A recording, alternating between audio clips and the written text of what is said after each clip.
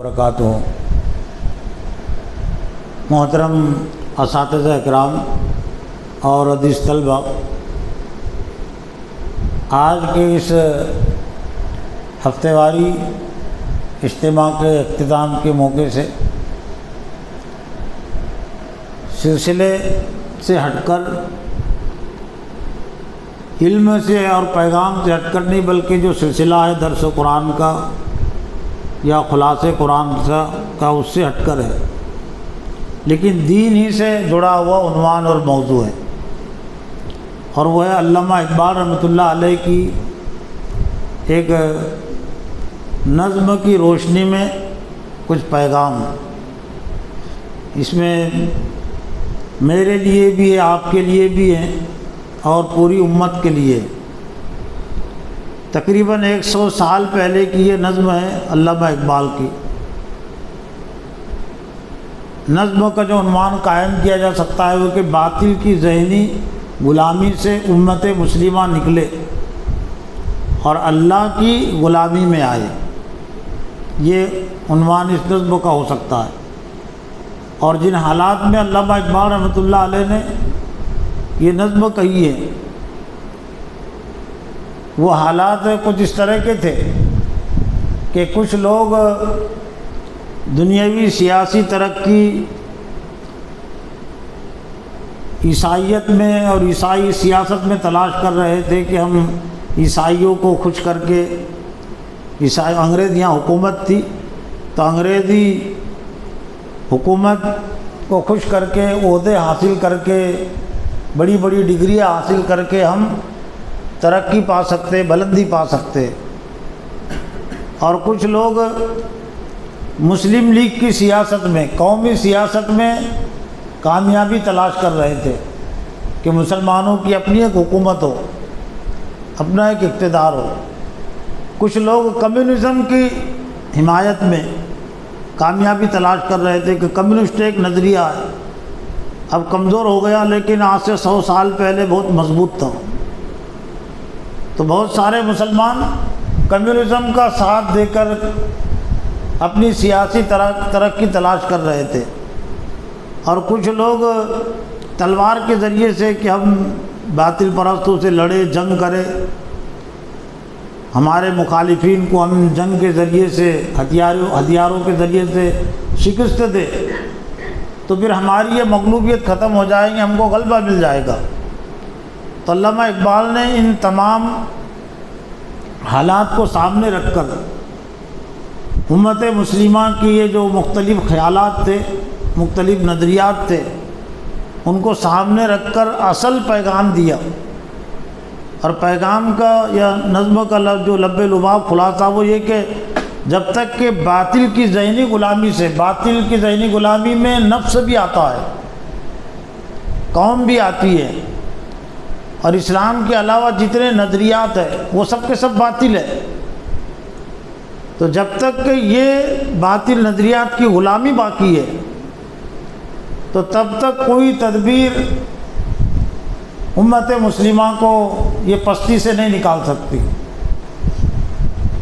تو یہ حالات کو سامنے رکھ کر علامہ اقبال نے پیغام دیا تھا۔ موجودہ جو حالات ہیں وہ بھی اسی سے ملتے جلتے ہیں، صرف فرق اس میں یہ ہو گیا کہ اب مایوسی زیادہ آ گئی۔ اس وقت تو کم از کم یہ احساس تھا کہ یہ پستی سے ہم کو نکلنا چاہیے، لیکن اب یہ پستی سے نکلنے کا احساس بھی ختم ہو گیا، مردہ ہو گیا۔ اور کچھ لوگوں میں احساس ہے، سب میں نہیں، کچھ لوگوں میں احساس ہے، تو آج بھی وہ جمہوریت میں، قومیت میں، جمہوری سیاست میں، قومی سیاست میں وہ اس کا حل تلاش کر رہے ہیں۔ تو اس نظم کو سامنے رکھ کر اگر ہم کچھ سمجھیں گے تو باطل کی ذہنی غلامی سے نکلنا اور اسلام کی ذہنی غلامی میں آنا اور امت مسلمہ کو لانا ہمارے لیے آسان ہوگا۔ تو سن لیجئے نظم،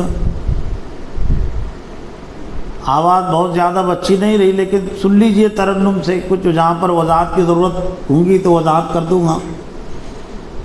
غلامی میں ناکام آتی ہے تدبیریں نہ شمشیریں، حالات کو پس منظر کو سامنے رکھیں گے تو زیادہ آپ سمجھ سکیں گے۔ وہ جو تدبیریں اور شمشیر کی جمع ہیں، تو علامہ اقبال کے کہنے کا مطلب یہ ہے کہ یہ جب تک غلامی ہے تو کوئی تدبیر کام نہیں آتی، کوئی شمشیر کام نہیں آتی۔ غلامی میں نہ کام آتی ہے تدبیر نہ شمشیر، جو ہو ذوق یقین پیدا تو کٹ جاتی ہے زنجیریں، جو ہو ذوق یقین پیدا تو کٹ جاتی ہے زنجیریں، یعنی خدا کی ذات پر اگر یقین ہے تو جو زنجیریں ہیں جس میں جکڑے ہوئے ہوتے یا باطل پرست جکڑنا چاہتے ہیں، خاص طور سے اسلام پسندوں کو، تو علامہ اقبال کے کہنے کا مطلب یہ ہے کہ خدا کی ذات پر اگر ہمارا ایمان ہے تو یہ زنجیریں سب کٹ جاتی ہے۔ اور موجودہ جو حال ہے خاص طور سے حماس کا اور طالبان کا، اس کو سامنے رکھ کر ہم بخوبی سمجھ سکتے ہیں کہ دنیا کی بڑی بڑی طاقتیں، سپر پاور طاقتیں ان کو ختم کرنے میں لگی ہوئی ہے، لیکن خدا کی ذات پر ان کا ایمان ہے، اسلحہ اور تدبیریں ان کے بعد بہت کم ہیں، ذوق یقین ہے، جو ہو ذوق یقین پیدا تو کٹ جاتی ہے زنجیریں۔ پھر مومن میں اور امت مسلمہ میں کتنی طاقت اور قوت ہوتی ہے اگر وہ خدا پر ایمان رکھے، تو بعد کے شعر میں اللہ تعالیٰ علامہ اقبال نے اس کا تذکرہ کیا ہے کہ مومن اگر صحیح معنوں میں مومن ہو جائے، مومن میں مطلب ایمان کے اس میں سبھی تقاضے آتے ہیں، کوئی اندازہ کر سکتا ہے اس کے زور بازو کا، کون اندازہ کر سکتا ہے؟ یعنی مومن کے ساتھ اللہ کی مدد و نصرت ہوتی ہے، اور یہ گویا کہ اس کی ترجمانی ہے کہ یا ایھا الذین آمنوا ان تنصروا اللہ ینصرکم ویثبت اقدامکم، اے ایمان والو اگر تم اللہ کی مدد کرو گے تو تمہاری مدد کرے گا اور تمہارے قدموں کو جما دے گا۔ تو ظاہر بات ہے کون اندازہ کر سکتا ہے اللہ کی مومن کی طاقت اور قوت، گویا کہ دوسرے معنی میں اللہ کی طاقت اور قوت ہوتی ہے۔ کوئی اندازہ کر سکتا ہے اس کے زور بازو کا، نگاہ مرد مومن سے بدل جاتی ہے تقدیریں، نگاہ مرد مومن سے بدل جاتی ہے تقدیریں، دنیا کے جو حالات قوم کی جو تقدیر ہے وہ نگاہ مرد مومن سے بدل جاتی ہے۔ نگاہ مرد مومن سے یہ نگاہ نہیں ہے، وہ جس نقطۂ نظر سے دیکھتا ہے تو اس نقطۂ نظر کے ساتھ اس کا نظریہ ہوتا ہے، اس کی پوری طاقت اور قوت ہوتی ہے، جد و جہد ہوتی ہے، تو جد و جہد سے دنیا کا نقشہ بدل جاتا ہے۔ پھر علامہ اقبال نے ایک طرح سے اس جد و جہد کو حضرت ابراہیم علیہ السلام کی سیرت سے جوڑ کر سمجھایا کہ مشکلات پریشانیاں تو آتی ہے رہتی ہے، دین زندگیوں میں اور معاشرے میں ایسی آسانی سے نہیں آ جاتا، اس کے لیے قربانیاں دینی پڑتی ہیں، انبیاء کو قربانیاں دینی پڑی، انبیاء کے پیروکاروں کو، لیکن ہر قربانی ایک اپنے ساتھ ایک انعام لاتی ہے، ہر آزمائش جتنی بڑی آزمائش ہوتی ہے بڑا انعام وہ لاتی ہے، شرط یہ ہے کہ وہ ثابت قدم رہے۔ تو حضرت ابراہیم علیہ السلام کی سیرت کو سامنے رکھ کر پیغام دیا، اور ایک طرف اس لیے پیغام دیا کہ بہت سارے لوگ یہ اسلامی سیاست اور اسلامی نظام کے متعلق مایوسی میں مبتلا تھے کہ ہماری تعداد کم ہے، ہمارے پاس طاقت اور قوت کم ہے، تو کیسے حالات کو ہم تبدیل کریں گے۔ تو حضرت ابراہیم علیہ السلام کا حوالہ اس لیے کہ حضرت ابراہیم علیہ السلام دنیا میں اکیلے مومن تھے، لیکن انہوں نے جب باطل کی ذہنی غلامی سے اپنے آپ کو نکال لیا، آذر کی اور نمرود کی اور قوم کی، تو آذر بھی کچھ نہیں کر سکا، نمرود بھی کچھ نہیں کر سکا اور قوم بھی کچھ نہیں کر سکی۔ تو حضرت ابراہیم علیہ السلام کا تذکرہ کر کے علامہ اقبال نے وہ شعر میں امت مسلمہ کو پیغام دیا ہے کہ برائیمی نظر پیدا مگر مشکل سے ہوتی ہے، شعر کا مطلب برائیمی نظر پیدا کرو اپنے اندر، لیکن ساتھ ہی ساتھ ذرا مشکل بھی ہے، ناممکن نہیں ہے، اسلام کی کوئی بات ناممکن نہیں ہے، مشکل ہے، اور اس لیے اللہ نے مشکلات رکھی ہے تاکہ اس میں اچھے کھرے اور کھوٹوں کی پہچان ہو سکے، مومنین منافقین کی پہچان ہو سکے، اس لیے اسلام کی ہر بات کے ساتھ اللہ نے آزمائش رکھی ہے۔ تو براہیمی نظر پیدا مگر مشکل سے ہوتی ہے، ہوس چھپ چھپ کے سینوں میں بنا لیتی ہے تصویریں، ہوس چھپ چھپ کے سینوں میں بنا لیتی ہے تصویریں۔ اور پھر یہ جو اس وقت بہت سارے لوگ دنیا کی ترقی کو سب کچھ سمجھ رہے تھے کہ جن کے پاس حکومت ہے، حکمرانی ہے تو وہ کامیاب ہے، اور جن کے پاس حکومت نہیں ہو تو ناکام ہے۔ آج بھی ایسے ہی سمجھتے لوگ، کامیابی کے لیے یہ حکومت کو اور غلبے کو کافی سمجھ لیا گیا، اور جن کے پاس حکومت نہیں تو وہ ناکام ہے۔ تو اس سوچ کی تردید کی علامہ اقبال نے کہ یہ جو ولایت، بادشاہی، یہ کیا ہے، یہ سب یہ اللہ تعالیٰ کا ایک اصول ہے، وہ جو قرآن مجید میں کہ قل اللہم مالک الملک تؤتی الملک من تشاء وتنزل الملک ممن تشاء وتعز من تشاء وتذل من تشاء بیدک الخیر،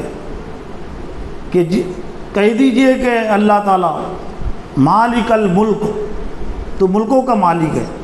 تو جس کو چاہتا ہے حکومت دیتا ہے، جس سے چاہتا ہے حکومت کو چھین لیتا ہے۔ تو جس کو اللہ نے حکومت دی ہے دنیا، اس کا مطلب یہ نہیں کہ اللہ اس سے راضی ہے، اس میں بھی اس کے لیے آزمائش ہے، اور اہل ایمان کے لیے بھی اس میں آزمائش ہے،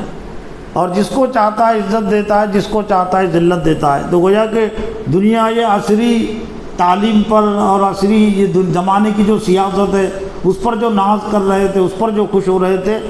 تو اس کی حقیقت کو علامہ اقبال نے پیش کیا۔ ولایت بادشاہی علم اشیاء کی جہانگیری، عصری علوم کو کہتے ہیں علم اشیاء، وہ علامہ آدم الاسماء ہے نا، دنیاوی علوم، عصری علوم، یہ بھونڈی تقسیم ہے، اصل ہے علم اشیاء اور علم ہدایت قرآنی لحاظ سے۔ اور علم اشیاء یہ پیدائشی طور سے حضرت آدم علیہ السلام کو دیا گیا، اور حضرت آدم کی مناسبت سے ان کی تمام اولاد کو، جس میں کافر بھی ہے اور جس میں ایمان والے بھی ہیں۔ اس لیے سائنسداں جو ہوئے ہیں تو صرف وہ مسلمان نہیں، مسلمان بھی ہے، کافر بھی ہے، اس میں ان کا کوئی کمال نہیں ہے، کیونکہ آدم سے ان کا تعلق ہے۔ تو وہ صلاحیت منقسم ہو رہی، منتقل ہو رہی ہے علم اشیاء کی قیامت تک۔ ولایت کہتے بادشاہی کو، سربراہی کو، ولی۔ ولایت بادشاہی علم اشیاء کی جہانگیری، یہ سب کیا ہے فقط ایک نقطہ ایمان کی تفسیر، ایمان میں جو نقطہ ہوتا ہے نا اس کی تفسیر ہے سب یہ سب کیا ہے فقط ایک نقطہ ایمان کی تفسیر۔ ایمان ہے نا ہمارا کہ اللہ جس کو چاہتا ہے حکومت دیتا ہے، جس سے چاہتا ہے حکومت کو چھین لیتا ہے، تو نقطۂ نظر کا مفہوم بھی ہے اور نقطے کا مفہوم بھی اس میں شامل ہے کہ ایمان میں جو نقطہ ہے اس کی یہ سب تفسیریں، یہ مظاہر ہے دنیا میں۔ پھر علامہ اقبال نے آگے کے شعر میں دنیا اور آخرت کی جو حقیقت ہے،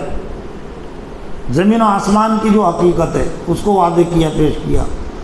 حقیقت ایک ہے ہر شے کی، خاکی ہو کہ نوری ہو۔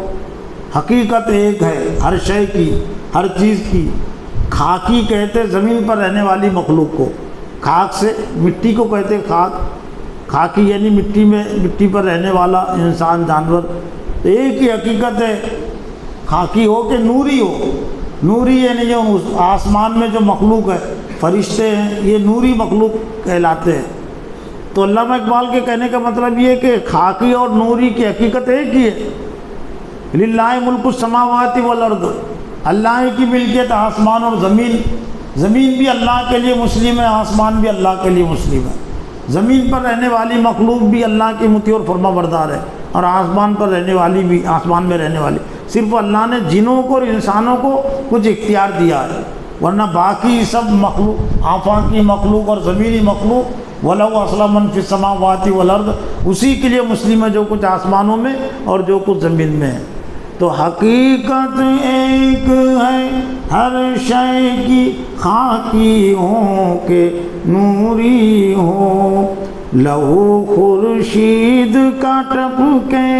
اگر ذرے کا دل چیرے، لہو خورشید کا ٹپکے اگر ذرے کا دل چیرے۔ لہو کہتے خون کو، لہو خورشید سورج اوپر جو ہے، لہو خورشید کا ٹپکے اگر ذرے کا دل چیرے، ذرہ کہتے زمین کے حصے کو ذرہ، تو زمین پر اگر ظلم و ستم ہوگا تو اللہ کا غضب بھڑکے گا، اور اللہ تعالیٰ ایسا نہیں چھوڑے گا، مرنے سے پہلے اللہ تعالیٰ دنیا میں عذاب دے گا، جیسا کہ نوح علیہ السلام کی نافرمان قوم، قوم عاد، قوم سمود، اور جس کی بھی سرکشی زیادہ بڑھ جاتی ہے تو پھر اللہ تعالیٰ زمین کو ظالموں سے پاک اور صاف کر دیتا ہے۔ تو وہی مطلب ہے کہ لہو خورشید کا ٹپکے اگر ذرے کا دل چیرے، زمین پر ظلم و ستم ہوگا، فساد ہوگا،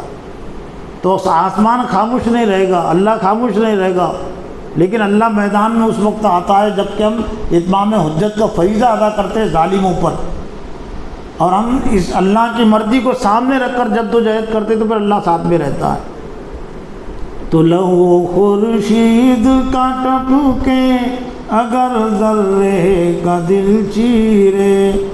پھر اس وقت جو ظالم اور جابر تھے 100 سال پہلے جو ظلم و ستم کر رہے تھے، تو علامہ اقبال نے ماضی کی تاریخ ان کو یاد دلائی کہ ماضی میں اللہ تعالیٰ نے بڑے بڑے ظالموں اور جابروں کو عذاب کے ذریعے ہلاک کر دیا، تو تم بھی ذرا ہوشیار رہو، بیدار رہو۔ تمیز بندہ و آقا فساد آدمیت ہے، تمیز بندہ و آقا فساد آدمیت ہے۔ بندہ و آقا کہتے کچھ لوگوں کو غلام بنا دینا، کچھ لوگ آقا بن جانا، انسانوں کے درمیان میں تفریق کرنا کہ ہم برتر ہیں اور دوسرے بدتر ہیں، ہم اونچے اور دوسرے نچلے، تو یہ تمیز بندہ و آقا فساد آدمیت ہے۔ آدمیت میں فساد پیدا کرنا ہے، انسانیت میں پھوٹ ڈالنا ہے۔ تمیز بندہ و آقا فساد آدمیت ہے، حذر اے چیرہ دستہ سخت ہے فطرت کی تعذیر، حذر ڈرو بچو، حذر اے چیرہ دستہ ظلم و ستم کرنے والوں، چیرہ دستی فارسی لفظ ہے، ظلم و ستم کرنے والوں ڈرو بچو، سخت ہے فطرت کی تعذیر ہے، یعنی اللہ تعالیٰ کی جو سزا ہے بہت سخت ہے، اس نے بڑی بڑی قوموں کو ہلاک کر دیا، قوم عاد، قوم سمود، جن کا تعارف لم یخلق مثلھا فی البلاد، ایسی قوم زمین میں پیدا نہیں کی گئی، لیکن اللہ نے آن کے آن میں اس کو ہلاک کر دیا، برباد کر دیا۔ تو حذر اے چیرہ دستہ سخت ہے فطرت کی تعذیر،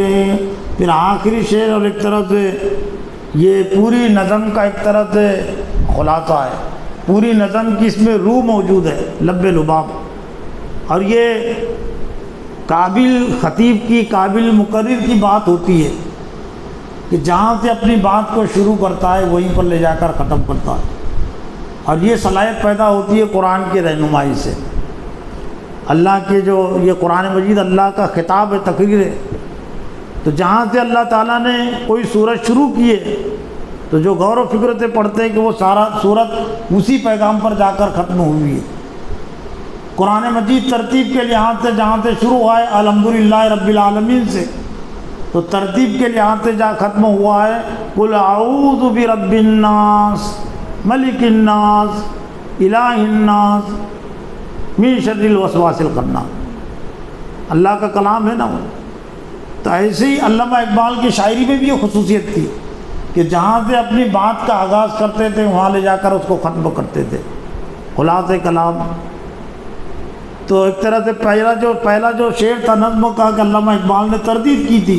کہ غلامی میں نہ کام آتی ہے تدبیر نہ شمشیر، جو ہو کے یقین پیدا تو کٹ جاتی ہے تدبیر۔ تو علامہ اقبال کے لیے لازم تھا نا کہ پھر کون سی چیز کام آنے والی ہے، تو جو چیز کام آنے والی علامہ اقبال نے پھر آخری آخری شعر میں اس کو بیان کیا ہے، یقین محکم، لیکن اس کو سمجھنے کے لیے پہلے شعر کو سامنے رکھنا ضروری ہے۔ غلامی میں نہ کام آتی ہے تدبیریں نہ شمشیریں، تو اب جو چیز کام آنے والی ہیں وہ تین چیزوں کا علامہ اقبال نے تذکرہ کیا ہے، یقین محکم، عمل پہ ہم، محبت فاتح عالم۔ دنیا کو فتح کرنے والی یہ تین چیزیں،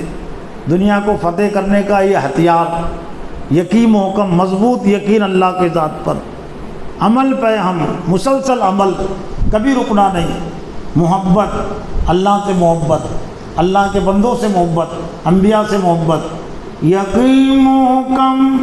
عمل پہ ہم، محبت فاتح عالم۔ جہاد زندگانی میں ہے یہ مردوں کی شمشیر، یہ شمشیر، وہ جو شمشیر کی تردید کی علامہ اقبال نے کہ غلامی میں نہ کام آتی ہے تدبیریں نہ شمشیریں، تو علامہ اقبال نے کہا یہ تین اصل بڑی بڑی یہ تلواریں کہ یقین محکم، عمل پہ ہم، محبت فاتح عالم۔ جہاد